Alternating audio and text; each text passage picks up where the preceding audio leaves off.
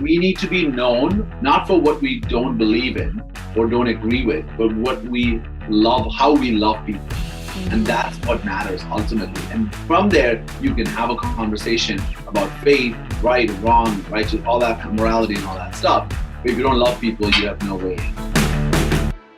Hello, and welcome to another episode of Anything Goes podcast. As you can tell, I am not Pastor Jeremy. My name is Kaitlyn Korzan, and I am the Ministry Associate for Global and Local Mission here at Village Church. Over the next few episodes, I am doing a takeover where we dive into some of the nitty-gritty of our local and global ministries and what it means for the church. This COVID moment has been really impactful for people considering what is going on in my local community. What are the needs? How can I be involved?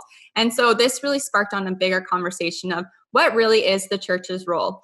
I'm really excited for our guest today. He's actually one of the newest members of our team, Finu Iype. He's the regional director of our Ontario sites.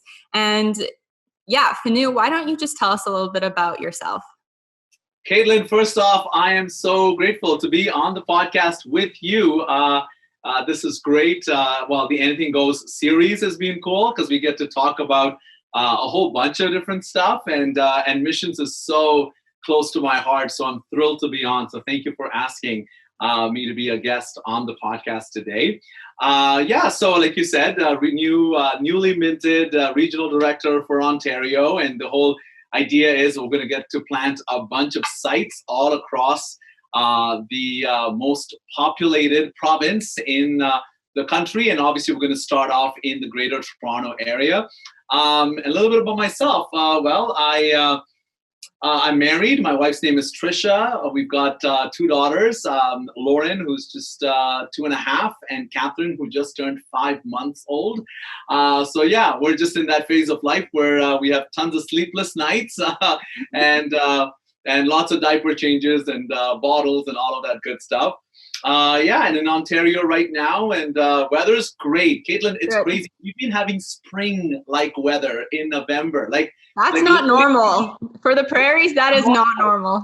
So, I was in Vancouver for a few weeks, obviously, and it's warmer here and sunnier, because you know how it is in Vancouver. But it's like spring, 20 plus degrees. For the last 4 or 5 days in the middle of November. And it was funny, on the news last night, they were showing somebody sent a picture in of last year, November 11th, and it was like we had a whole dump of snow. I don't know how many centimeters, but it was covered all across Ontario, and the temperature was in a minus 10 or minus 15. So loving it in Ontario right now. But yeah, we definitely loved having you and Trisha here and the girls. What a time to have little ones as you're launching multiple new locations in a whole new region. But you guys are a dynamic duo. I think you'll do it. Yeah, we're praying. And what's amazing about it, Caitlin, is that, and we really appreciated this when we were in Vancouver with you guys, it's just the incredible team we have at Village and the support that comes with it. So yes, we're starting off something new in Ontario, but there's this massive team of people, on staff, and then thousands that are part of the Village Church family that are praying and rooting for us. And so we definitely appreciate that support. Yeah, it's a pretty great team. Exciting to see how everybody works together to kind of get that one vision set out. And I mean, part of the reason why we're having you on is, so one of our big focuses at Village Church is our local and global missions. And we really desire to see our city transformed by Jesus. And how we've done this is by mobilizing and scattering the church to see justice and empowerment advanced in our communities. And one of the things that you bring in is 15 plus years of a ministry called Passion to Reach. You founded it, started it, have been running it all of these years. And it's really that framework of how do you mobilize the church to be in the community? And I know that you're stepping into the role of launching new locations, but you provide that framework as we expand our sites. What does that look like for our new sites to be in the community? Would you be able to tell us a little bit more about your ministry and how that has looked? Yeah, so I mean, the ministry actually started off when I was 19. So that's about, 15 years ago, with global missions, actually. So we were doing a lot of evangelistic preaching in different nations around the world. And then about 7 or 8 years ago, we really sensed that the Lord wanted us to also focus in Canada. What we were doing is raising money in Canada and then preaching the gospel in 20 plus nations globally. And so when we looked at Canada, we said, okay, let's work with churches locally in the Greater Toronto area.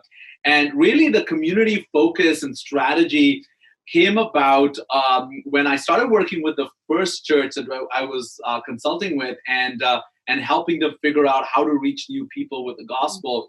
I met with their local city staff. We were in a sort of a community roundtable, and the church had never really been active and consistent in those kinds of meetings in the community. And so I was at this roundtable, and we were all introducing ourselves. And I introduced myself as being from this church, and they were like, wow, they're like, we just don't know anyone at that church. Like, we know the building and we know the name of the church, but we just don't know the people of the church. And at that point, the church had been around for 40 plus years in that community. So I thought to myself, I said, isn't that crazy that this church has been here for 43 or so years and no one actually knows people? Like, the city they don't actually know people that are in leadership at the church. And so obviously that means there's no partnership happening. And I asked myself the question, if this church left this location right now, would anyone notice that they were gone? And frankly, apart from the building leaving, I don't think they would know that any of the people had left because they just had no relationship. So that sort of informed the work that we started doing over the next couple of years with that church to say, how can we become an essential service in this community? In fact, the Premier of Ontario at the time, Kaitlyn Korzan, was talking about this idea of local community hubs. This idea of like places where the community could gather and connect and build relationships and have some of their needs met. And so I took that language and I said, why can't we make all of our churches community hubs? And Kaitlyn, I think this is part of the whole idea of why we exist as churches in communities. I mean, the idea of a church that functions in a local area, I think, is not only for people to drive in and have a great worship experience and a great sermon on a Sunday. It's also that there is a giving back to that local community from the people that gather in the church. Mm-hmm. So as you can imagine, my thoughts were, wait a minute,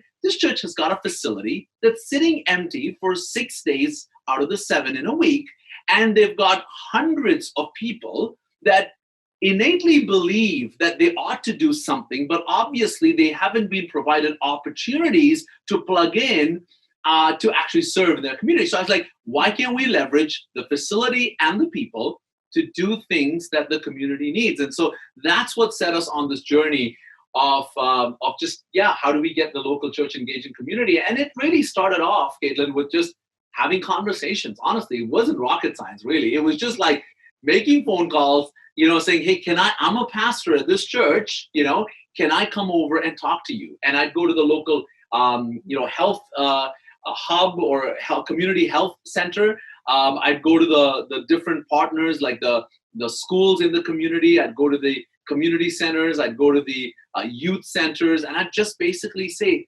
how can we serve the needs of our community? And so that's where it all started. Yeah, I love that. And it's so great hearing how you built that up. And then also that this has been the heart of Village since the beginning of launching our different locations. And now we kind of get them married into, we get the best of your experience and then kind of coupled with what we have been doing and just exponentially increase that, especially as we launch across our nation and who knows where else, but that's incredible. Some of the big things that we've seen is, a lack of people getting involved. COVID was really interesting because I think there was this element of, yes, all of a sudden, or I guess people struggle with, there are so many options. How do you get involved? So you kind of get paralyzed a little bit of, where do I even go and get involved? There's so many issues in the city. Should I even be getting involved in these issues? Is that really the responsibility of the church? We've focused on the area of human trafficking, so we kind of bring in conversations around that. But I think there's a little bit of that pushback on, is that really the role of the church? And I mean, you could say the church institutionally or the church, the people of God. Kind of what have been some of the challenges that you've seen for people wanting to get involved in the needs of a city? Well, I think firstly, it's perception. How do we perceive? Where do we perceive our place is in a community, right? Part of what I experienced when I first started working and doing community work through the church was, I looked at it. The way I looked at it, I saw three circles, three sort of areas of influence, right, in a community. So there's government. So government, obviously, especially city council, regional council, they're interested in ensuring the health and well-being of people in the community, especially those that may be struggling. So it could be, young people that are in broken homes, or single mothers, or people that are under the poverty line, or brand new immigrants that have a hard time connecting in the community, etc. Then you have nonprofit agencies. So a lot of these nonprofits that are set up to serve one specific need and community group or the other. And then you have businesses. So businesses obviously exist in a community because they want to serve people in that community, and that's how they make their money. The revenue comes in by serving, and they have a vested interest in the community does well, because the better the community does, the better their business is going to do. And what I found was these three layers, they weren't talking to each other. So I looked at it and I said, the church is right in the middle, in the center of this community. What if we could be the hub of communication now between the government and the nonprofit agencies and businesses? So that's literally what we started working on, is to communicate to the church. This is our role. Our role is to be peacemakers. Our role is to become mediators in a community, to bring people together along the cause and the purpose and the mission of seeing people in our community helped and seeing progress happen in our community. So I think that's number one. You got to convince people that this is not just nice to do. This is part of what we're called to do in our community. And Kaitlyn, this is why we have sites, right? This is why we have Surrey in the Lower Mainland. We have Surrey, then we have Langley South, and then we have Langley North, and then we have Coquitlam. I mean, technically on a Sunday morning, you could drive instead of going to Langley North to Langley South, or instead of going to Langley South to Surrey or whatever. Like, it's not that much more of a drive. But why do we have these sites? Part of the reason is we want local representation. Like, we want to be a key player in that specific community. And I think when you allow people to see it that way, that this is why we exist, I think you get so much more buy-in for their money, for their time, for their talents to actually be used in the community. So now, having said that, once they understand that, some of probably the biggest ones that I've seen is, definitely time. We fill our lives with a lot of stuff. Like, we just do a lot, right? Especially if you're a family with kids that are playing sports or doing music and different things. I mean, every evening in the week, a lot of times is taken up. So it's casting vision to say, God deserves a part of your time. And if I can even address some of the families that are listening to us, I believe, and I've seen this firsthand, it will go so far in your children's formation, Christian formation, missional formation, Jesus formation, for them to see your family serving in your community. Like, I'm telling you, you can take your kids to every church service in the world, but when you go out and serve people with your children, by the way, not just, you guys stay at home now, dad and mom are going to do it. No, come with us. We're going to pack those bags together. We're going to, paint that wall in that school together. We're going to be involved together. Man, that is rubber meets the road. And people are like, you know what? I didn't grow up in a hypocritical Christian home. I grew up in a Christian home where we actually practiced what we preach. And I think that's powerful. So I think definitely redeeming time is a huge part. Yeah, no, I just want to say I'm actually a living example of my family serving. My dad was in construction growing up, but he was on the board for a shelter in Edmonton where we're from. And so he would bring us and have meals. And sometimes he'd build connections with some of the guys. And on Christmas, we would have some of the guys he had met through the shelter come join us. And so it really cultivated. They never lived in fear of the type of people they brought us around. They had a faith in Jesus, and that, we learned how to connect with people who were vastly different than us, vastly different than the social circles that we would have hung around, vastly different than the people that usually would show up to church. And that really became communion. So I think that cultivated in me, particular in a young age, just that love for all types of people and the importance. Yeah, you can bring your kids into that. And, packing Christmas gifts and those sorts of things are awesome too, but it's also engaging in people and just showing people, your kids, how to love people. So that's a really good point. And yeah, we have a church full of families. And so this is, I think, a really important piece for them. Yeah. And I think part of it also, when you say, what are some of the challenges? And I know I'm sort of dealing with some of the challenges that are sort of under the surface, but I think a lot of times this is the kind of stuff that informs the decisions we make when it comes to if we serve in local mission or not, as just believers in Jesus and followers of Christ, is accepting the fact, embracing the reality that we are living in exile. You know, Kevin Palau, a friend of mine who is part of the Luis Palau Evangelistic Association, they do a lot of work in communities. You know, he sort of introduced me to this sort of language the other day. We were talking about this, and I liked the way he framed it, because part of the challenge, Kaitlyn, is, and why people disengage from local mission is, well, I've been serving in that, you know, shelter for 5 months, Kaitlyn, 5 months I've been doing this and no one's come to Jesus yet. Why are we doing this again? You know, and it's like this idea that we expect instant results of people following Jesus and people becoming Christian and all of that. Or even appreciation. Yes. Appreciation. People, you're like, I've been serving you for 5 months now and I haven't received a single thank you. Like, this is dumb.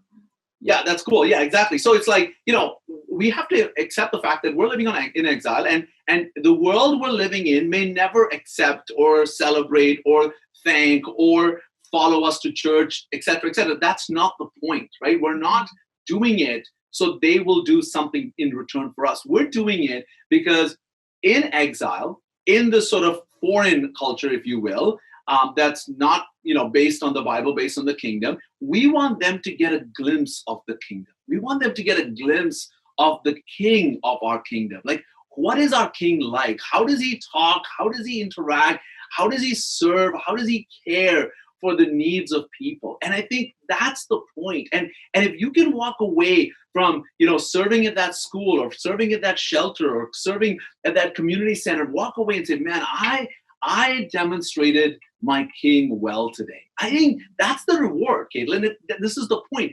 We get to do that. That's the privilege we have. And what God does with that and how that ends up in their life eventually at some point, we leave that up to him. Yeah. Yeah. So I think that's probably, you know, definitely a huge part of the challenge is when people understand that's what we're called to do. It just settles them from the high expectation of whatever results they're hoping they will see. And they're more content to say serving is the result. Serving is the reward, ultimately. Yeah. Someone once told me the blessing is in giving, and it's not going in thinking that you're going to help everyone and kind of mitigating some of that savior complex, but you're just going in to love and to serve. And that's really what we're called to do. So in building connections, what do you think builds trust with people? I know there's been some controversy of churches getting involved and people not wanting churches. And what have you seen that has actually built trust with the church in the community? I think one is long-term commitment, consistent service. Part of the challenge, I think, a lot of times in the way we think as churches is we'd rather be project-based, right? It's like we'll just, you know, it's like you're talking about that savior mentality or that parachute in, parachute out kind of idea.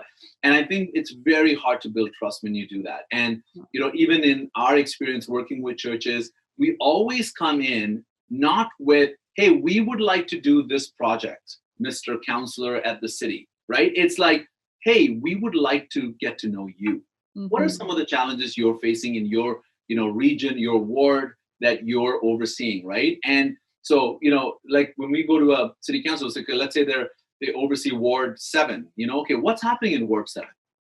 How do we, so building an understanding, seeking to learn and listen more than tell and instruct is what I find starts that trusted relationship long-term. We're not coming to you telling you we know what to do. We're asking you, inform us, give us information that will help us understand the needs. And then from there, saying, we want to partner with you. See, part of the challenge with a lot of churches is, and we literally demonstrated this with a church over many years, is we said, you know what? We're not going to do anything that our church is doing. We're just going to be a supporting organization for what they're already doing. See, part of what happens is often is we duplicate stuff, right? Because we're like, oh, no. It has to have the village church banner. If it doesn't have the village church banner, we're not going to do it. And it's like, now there's a place for that. Don't get me wrong. At some point we could do that as well. But when you start off, you want to say, you know what, whatever banner is up there when that, back to school event happens with backpacks going out to kids, as long as we can help get backpacks to kids, that's the win. And the more you do that, people say, oh, wow, okay, they're not just about their name. They're not just about, their brand. They're actually about the community. And the longer you do that consistently, the more trust you build with people. And obviously, I mean, I feel doesn't need to be, said out loud, but maybe it does. It's that, you're not going in there trying to recruit people to come to church on Sunday, right? Like, that's just not the deal. That's not the framework that you have to operate in. It has to be a framework of we're here to serve and love and give. And then you leave what God does with that. You leave that up to the Lord to do. But yeah, those are sort of my thoughts when it comes to trust. And because, again, like I said, the challenge, Kaitlyn, is it's not what I want to do. It's what does the city need? What does this community need?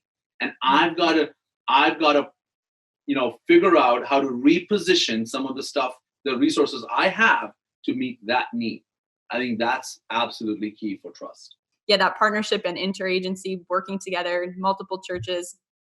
I think that's where we have some great impact. And then the community actually trusts you, exactly what you mean, because it's not about that one name being on there. It's, hey, we're working together because we love you collectively. That's kind of, I'm thinking, that's more on an organizational, so to speak, side of things. But then what about for the individual? What helps? How can an individual build trust within the community and really have an impact in the community? I think people wonder, how can I be involved? How do I make a difference? Kind of what does that look like? I think part of it is when we talk community, what does that mean? Community means a collective of people that live in an area. Generally, that's what what we mean when we say community. And it's like, I often tell people, first get to know your neighbors before you want to go serve the community, in quotes, right? Because it's like, if you don't know the people that actually live around you, the community is more of those kinds of people. So you might as well start with some relationship building and trust building and getting to know the kinds of people that actually live in your neighborhood before you start going out and building relationships in the community where you want to serve and where you want to give to. And I think it informs a lot of just the cultural pieces of how they may be different from how you do life, or what you believe, or how you go about doing things. And then secondly, I think when you can do things in community for the community, that goes much farther than just doing it on your own. So again, to your point of doing it as an individual, COVID is a great example, because people that are listening to this that are part of our village family probably can't always join a village thing because of all the restrictions and stuff that's going on. But let's say, for instance, they're in a community they want to serve, and again, following all COVID rules and all of that, that if they're able to do that, it's like, imagine if they would actually build community and then go to the community to serve that community. So there's people that you're taking with you. There's a collective that you're putting together that sort of have the same heart, the same passion, the same area of service that they want to get involved in. I think if you do it that way, you'll actually have a longer term impact, because it's not just one person. Like, if you can go next week, Tuesday, you've got 5 others that have bought into what you want to do for that local community agency that will go, even if you can't make it. And then secondly, when people see that you've actually built a following of people that care about the need of that group of people, they're like, wow, this person's really invested. It's not just I'm a COVID project because they have nothing to do. They're working from home. They're just bored. So they come here a couple of times, and that's pretty much, that's all it's going to be. But it's like, wow, they've actually talked to 5 other people. They've actually, raised some money. They've actually done something. They actually care for us. This actually is a legit thing.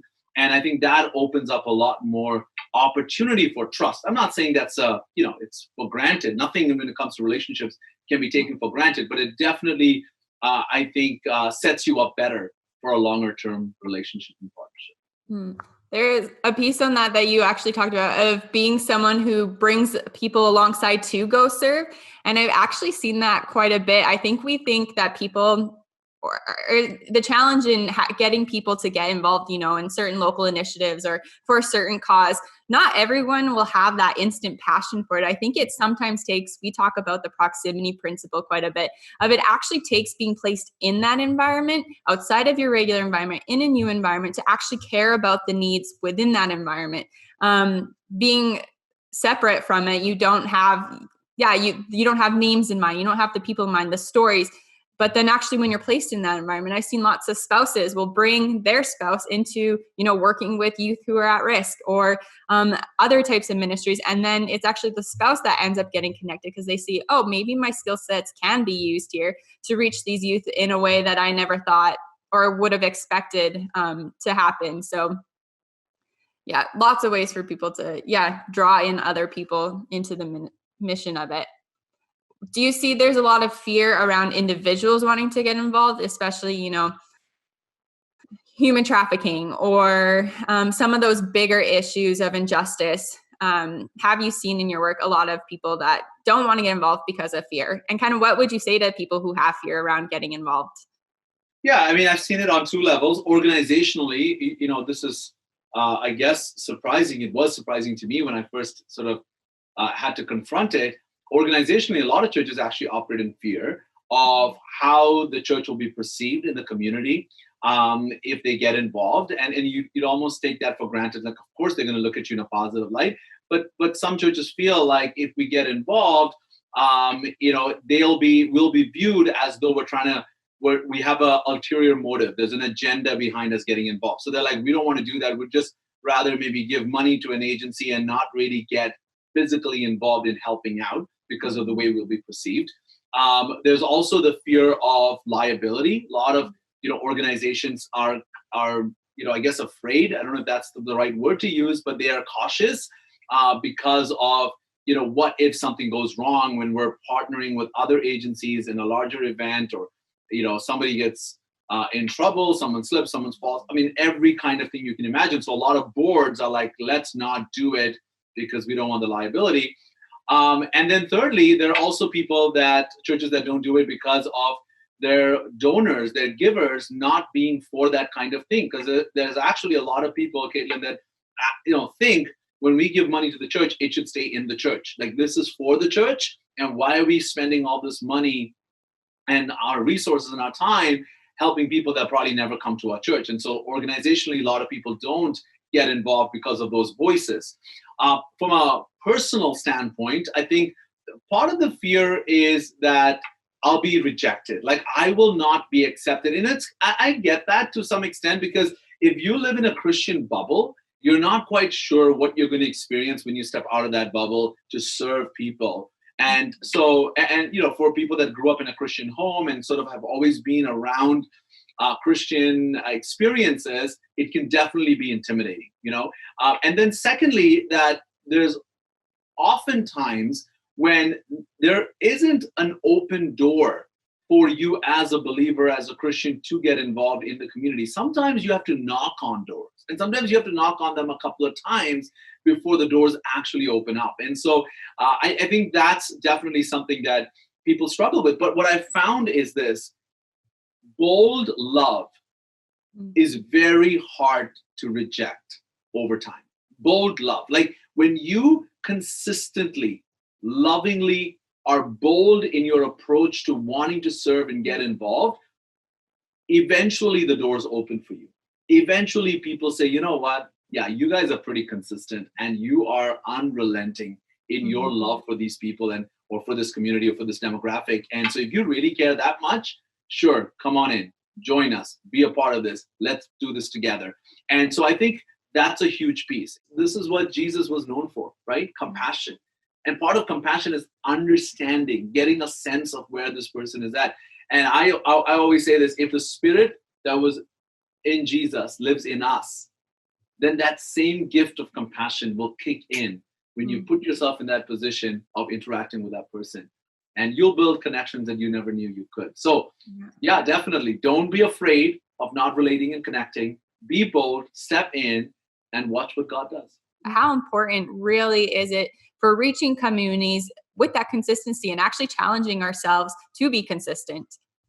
Yeah, I think part of the probably the greatest challenge of Western thinking is we are results driven, right? And part of the challenge with that is you cannot produce results in relationships. Like relationships are more organic than, I guess a set of leadership, strategy principles, right? Do step 1, 2, and 3, and we're going to get this result. And again, you're right. Churches actually fall into this a lot because we sit in a boardroom and we say, yep, next year, 2021, we're going to do these 3 things, and here's what's going to happen. Right. And then you have a local mission person or somebody that has a passion for the community that becomes the person that executes on it. And it doesn't quite pan out like that. And so I think you definitely have to walk in relationship first and commitment first versus results first. I think that's, it's hard. I mean, I could talk about that topic for a whole hour because I've seen it. Like, you're right. And I'm sure you've seen it, Kaitlyn, in your partnerships, in your work and stuff. It's like people will pick this and they'll do this for 6 months and then they'll switch to this and then they'll switch to that because it's like, okay, I'm not seeing the results I want. So let's try this. Let's try that. Because again, part of it is we have a PowerPoint to show our donors at the end of the year. And if the PowerPoint's not going to look good based on what's going on right now, let's switch and do something else. And honestly, I think, that's the struggle. Relationships versus results. And I would say if you want long-term effectiveness, go with relationship first. Go with a relationship first model. That's going to give you a better return on your investment of time, talent, and treasure than if you just said, results here, results there, 3 months, 2 months, 6 months. And you'll spend 5 years doing that, and you will not have seen any level of consistent impact in the community. Yeah. Well said. Yeah. I came up with a saying recently or this past year of people take time. You recognize in your own self of how much time it takes, and even working with people, it could take 15 years before someone gets it. But being able to journey along with people for that period of time, then to see that growth, that's where the beauty is and what God wants us to do. You talked a little bit about the global church, and I absolutely, in my role, I love engaging with the global church of how God's created different cultures and his own expression in each of those. And so from your experience being to so many countries, working closely with so many churches, what do you think the global church can teach the Western church? Wow. And are you speaking specifically in the area of mission or just generally? Because that's a loaded Maybe give us one point of both. Okay. So I would say, generally speaking, overall, I think the global church understands prayer and the power of prayer a lot more than the Western church does. I mean, I think we include prayer because it's like, well, of course we've got to pray, we're a church, versus I think the Eastern church especially and the Southern church, in my travels to Brazil and the Caribbean or India and Africa, there's just an appreciation of prayer and the power of prayer and the effectiveness of connecting with God about whatever it is that we're doing first.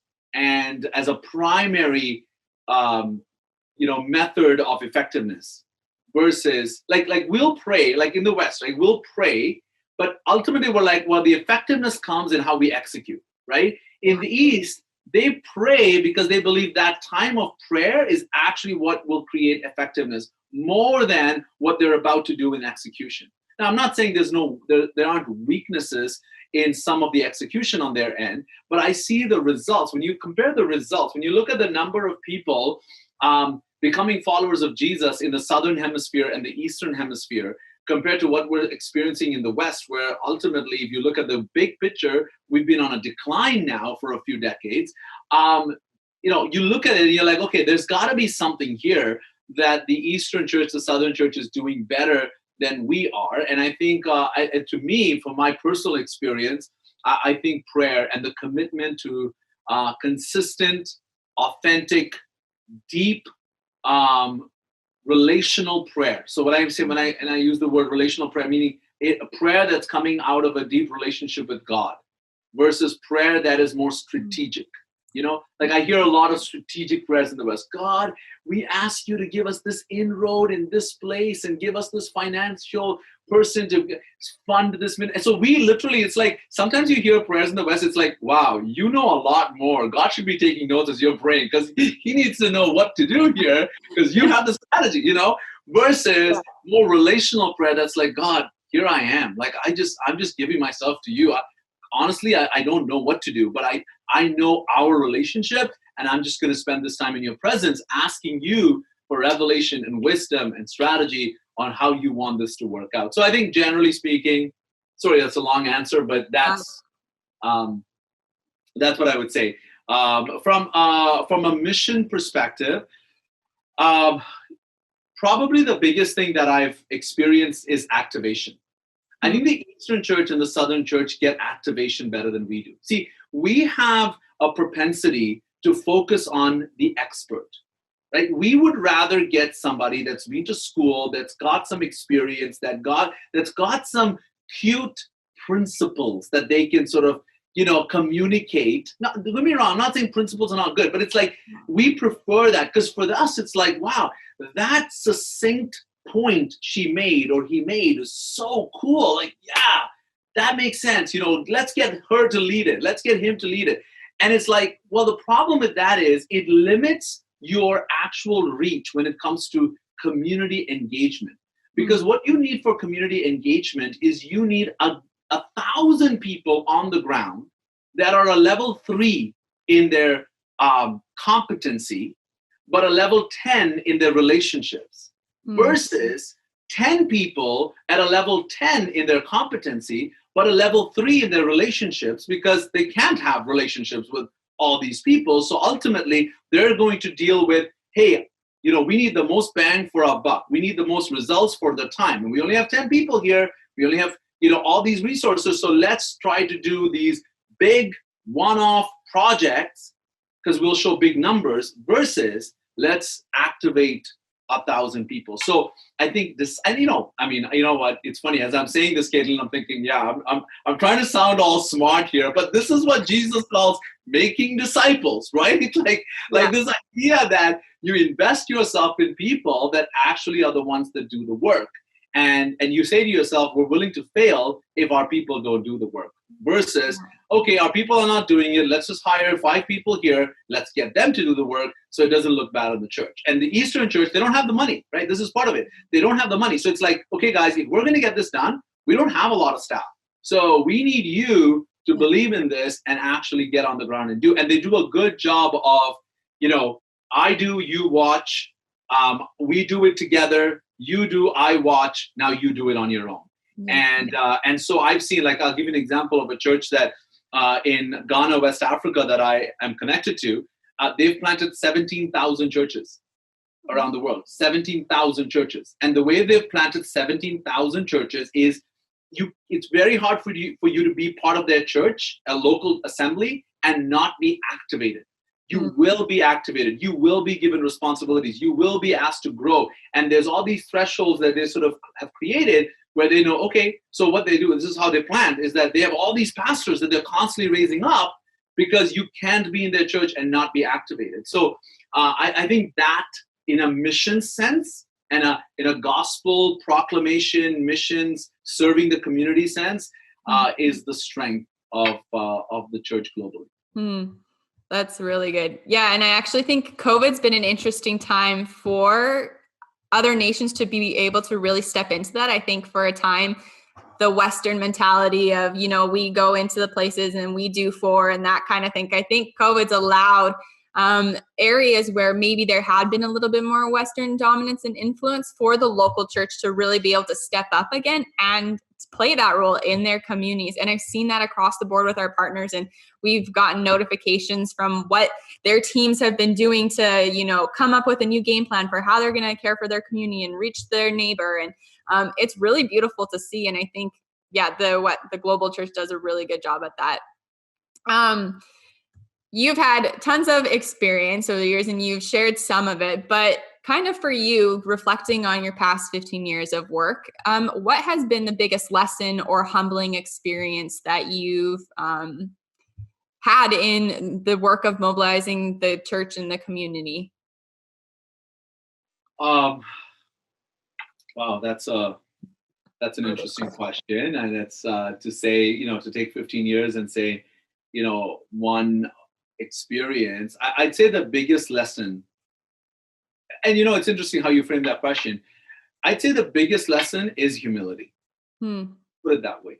You know, when I started off at 19, 20, 21, you know, just fresh out of Bible school, got my bachelor's in theology and all of this stuff, you think, yeah, we're going to take the world for Jesus. We know everything. We're going to do this, you know, and it's like, what I've learned is to listen and to be humble when I deal with people. And this is one of the traits, I think, even of Jesus, that we often like overlook, is the God of the universe, the one who is knowledge himself, like all the knowledge of the universe, right? Every math problem, every physics problem, every number resides in him. Okay. He is the creator. Yeah. And you look at how he dealt with people. I mean, the guy asked questions.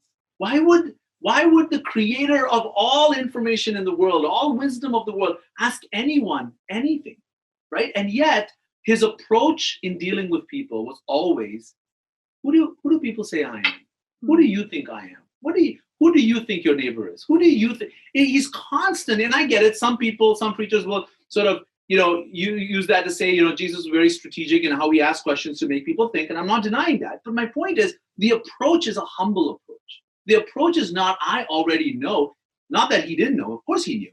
But the approach is one of humility. And so the biggest thing I've learned, Kaitlyn, is when I go to the community, when I try to talk to a, you know, elected official, or I talk to somebody that, you know, that is doing, like recently we helped a church start a food bank, and we needed to connect with some major donors who would donate food to us. You know, I didn't go there to them saying, you know, this is what we want, or this is how we're going to do it. You know, I said to them, guys, you have so much more experience than us. Like, we have no, honestly, I want to learn from you. Well, how would you say we should do this? How would you? And it's like that. There used to be a time in my life where I had a lot of like, what I would call like Christian pride, like, you know, or Jesus pride. Like, I know Jesus, so I'm better than you, and I know more than you.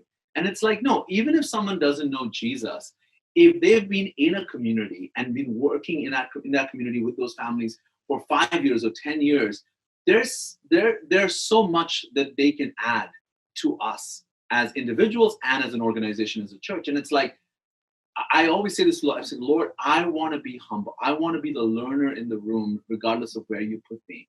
And so that's the number one thing I would say, Kaitlyn, that I've learned is humility. Anywhere you go, you know, like, it's like the Bible talks about, don't put yourself in the front row seat, sit at the back, you know. And you know what I found is amazing also, Kaitlyn, is I've literally, in cities where we've gone in with this attitude, we've been invited to counsel. We've been given commendations and certificates and recognition, and all, never asked for it. We never even nominated ourselves. Some other person in the community nominated us and nominated me because of some of the work we did. And we were just informed after the fact, right? And so my point is, the attention may come, like the recognition may come, but you never go in for that. You always go in as the person in the back row to say, how can I help? Yeah. And I don't know as much as you do. I'd like to learn from you. And I think when we take on that humility, as the Bible talks about in Philippians chapter 3 about Jesus, when we humble ourselves, even in a natural sense in our communities, God will find ways to exalt us, so people look at us and say, wow, I want the Jesus that he serves. I want the God that they follow and they talk about. Because if that's their attitude and that's the way they deal with people, that's attractive. Wow. Yeah, that was really good. Thank you so much for sharing. Thank you for everything that you've done over the years. We're so excited to have you on staff and to really get our Eastern provinces set up with churches across the board and to be engaged in our local community.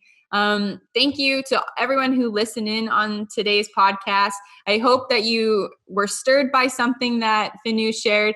And yeah, just be encouraged to go love more boldly and be consistent in the relationships that are around you. And yeah, take this idea of being humble, go into situations as the listener, and move forward in that way. So thank you again. I hope you'll stay tuned for other episodes of Anything Goes Mission Takeover.